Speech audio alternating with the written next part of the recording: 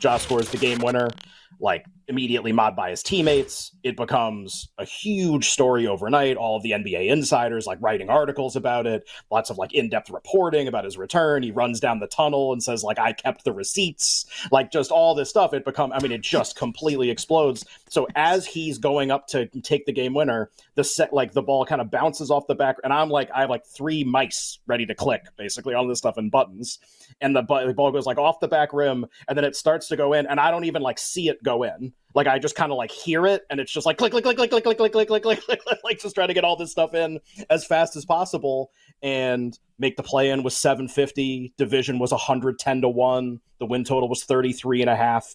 And it's not that game means they're going to be good.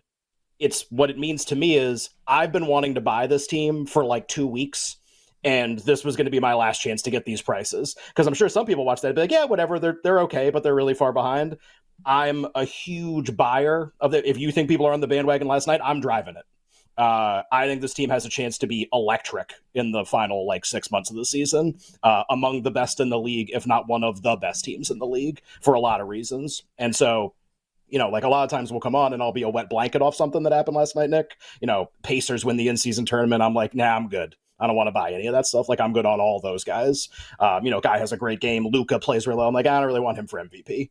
Tatum, whatever. This is one where, no, like it was a huge deal last night, and I was buying before and during and after, and I'm as all in as I think a lot of people are right now. Absolutely love it. And I loved kind of like the off back rim before even waiting to see if it goes in, just starting like just clicking. You can't wait.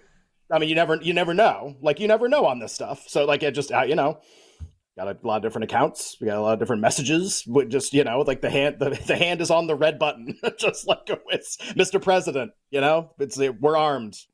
So like, even fire.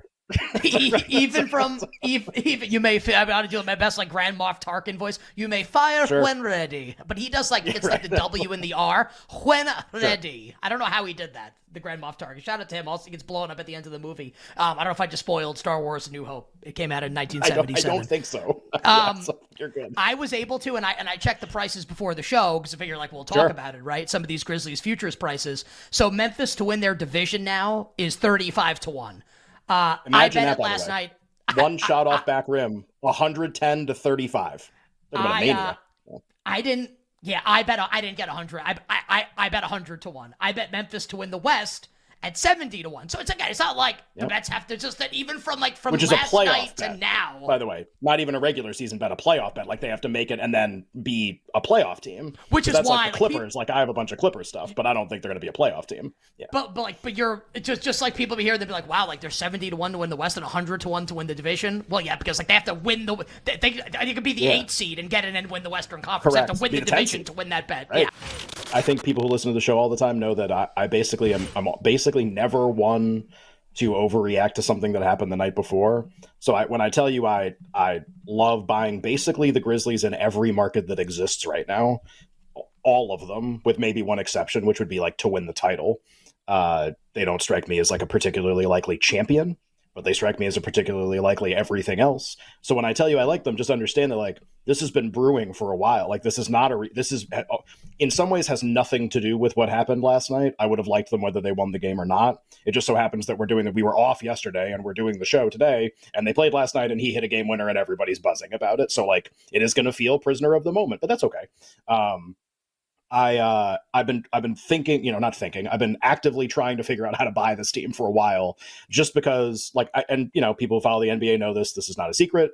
Like ultimately the success of your team will almost entirely be due to how good your star player is and how many games he plays and at what level he plays. And yeah, like you got to surround him with stuff and the coach has to be good and whatever. But like, how good is your star player? How often does he play? How great is he? And the Grizzlies have a really good one. And they haven't had him for 25 games. So I kind of don't care at all what the performance has been up to the season from a rating standpoint.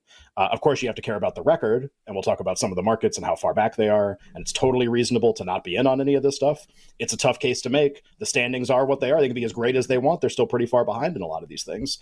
But I do think like the key to me is, okay, like when they're at their best, what are they? When Memphis is at their best, and Minnesota's at their best, and Oklahoma City's at their best, and Denver's at their best, and the Lakers are at their best, and the Clippers are at their best. Aside from Denver, I'll take this team like over the balance of the season, over basically like everybody in like a single game situation. I'll take them over Denver in a regular season because this team's deep as hell. They're going to care a lot about playing in the games. They're going to care a lot about winning a lot of the games. So just like from a rating standpoint, I can't have Memphis much higher. I think that's what their potential is. Keep in mind, and this gets obscured by the very obvious Ja Morant suspension and the guns on Instagram stuff and all this stuff. It obscures the fact that 2 years ago, this team won 56 regular season games 2 years ago. With this core, they won 3. And you could be like, well, Steven Adams is out. If you think like that's the thing that separates this from happening again, like I'm sorry. Like I totally disagree with you. Steven Adams is a great player. Like that's not what this is to me. So, and Nick writes something in our chat. There's a couple other injury things that go along with this handicap. So they won 56 games a couple of years ago.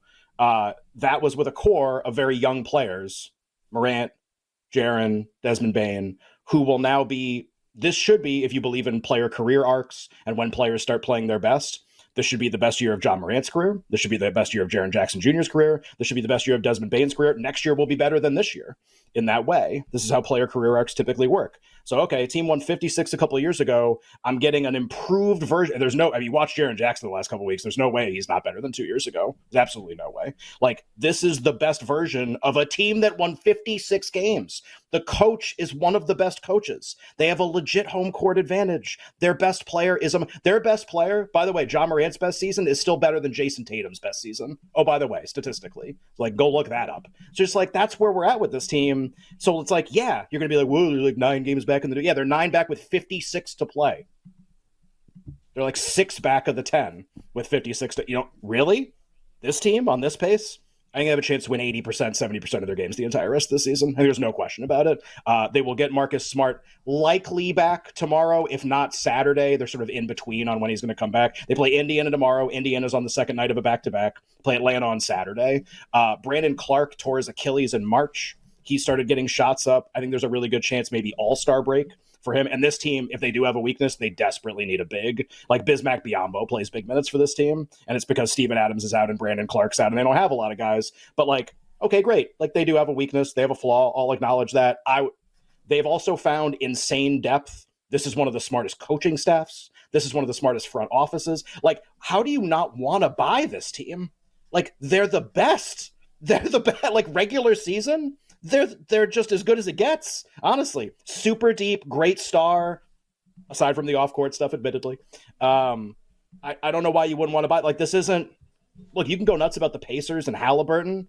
Great, they're dead last in defense. They give up 160 to everybody. This is why we bet them in zero. How's Halliburton most improved going? Those bets aging really well for everybody. Carlisle Coach of the Year. It's all going really well. Like, we don't have to buy everybody who's good. I think you want to buy... I still think you want to buy this. I'm probably insane. I'm kind of driving the bandwagon. I think they have a chance to be awesome the rest of the regular season if it plays out a certain way. I think they have a chance to be really good. And I can be wrong, and they're way far behind, so it doesn't have to happen. Like, is there anything to do for you? Like, you watched the game last night, you listened to everything afterwards, you see the betting markets for the Grizzlies, 30-35 to win the division, like 10 to make the playoffs, play-in tournament, 330, 350. Does the game last night or thinking about the Grizzlies, does that make you want to bet on anything with them?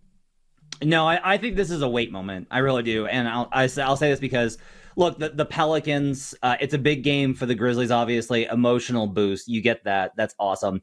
Pelicans, we know, are a little inconsistent. We've seen them just absolutely fall apart. They're not a team that you could really trust night to night. On top of that, it's just like another game in 1 of 82. The bigger problem is just like the rest of this roster is still so bad. Now, Brandon Clark's apparently going to try and come back around All-Star, and that would be absolutely massive for them. Just getting him for the last 25 games or so would be a huge boost just to have another front court guy. But bear in mind that they waived Kenny Lofton Jr. this week, who they like, because they had to make room for Bismack Biyombo. Like, the Grizzlies were in a position of, oh man, we can't lose Bismack Biyombo. We got to waive somebody. That's how bad the front court is with Brandon Clark and Steven Adams out. So there's not a way to really fade this momentum on them right now after the game winner, but I also don't want to get invested on anything.